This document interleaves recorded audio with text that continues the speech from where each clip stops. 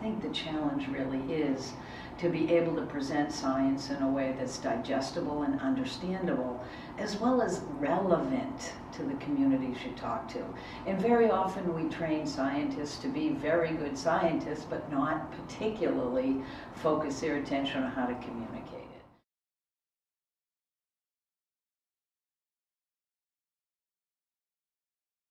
And so it's extremely important for me to have people recognize that public health is about the environment, but it's certainly much broader than that.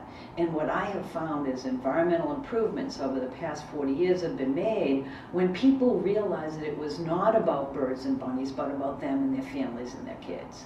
And when they realize that this information is relevant to them and what you do is important to them, then they begin to give you the room you need politically and socially to move change forward in a way that's productive and in a way that's protective of public health. And so that's really how I see my role here, is continuing to try to make issues like climate change, which seems so far away, so complicated, so tomorrow instead of today. I want to make that relevant to people today. And I would like all of our climate actions to be looked through a public health lens, because I think that will generate the motivation, it will make what you do relevant, it will bring direct public health benefits today, and it will then help stabilize the planet moving forward. And so I think we've really missed the boat in using polar bears as the symbol for climate change instead of little kids. Because to me, that's what I see when I look at climate change. It's a threat to my family, it's a threat to my future. Change is inevitable. Leaders are right to want to explain that to people.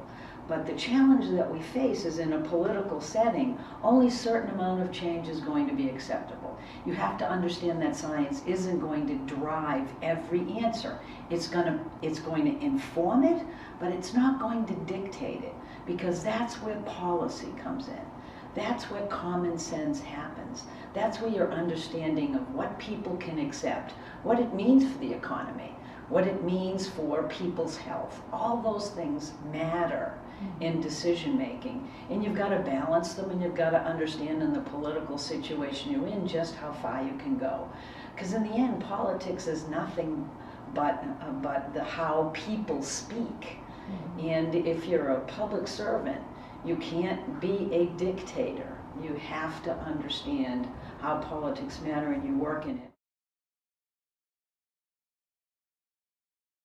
And so my job at EPA was really to make sure that I listened to the scientists about what were the key issues that this country needed to face, as well as bring them into the discussion on what we know about new technologies, new improvements, new things you can bring to the table that allow you to make public health improvements moving forward in ways that continue to advance and grow the economy.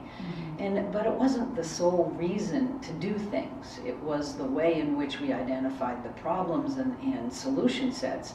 But you still had to go out and do the public engagement. You had to explain to the people why you were doing it, why it was important, what you hoped to do, explain the options as you saw them, and listen to the public when they tell you how far and how fast they think you should go and in what direction. And so it's a complicated solution set, if you will, when you actually work with the public. But that's the job as a regulator. That's the job as a public servant. Is I don't sit in a room with scientists and make decisions. I sit in a room to advance understanding. I share that with the public and I listen to them.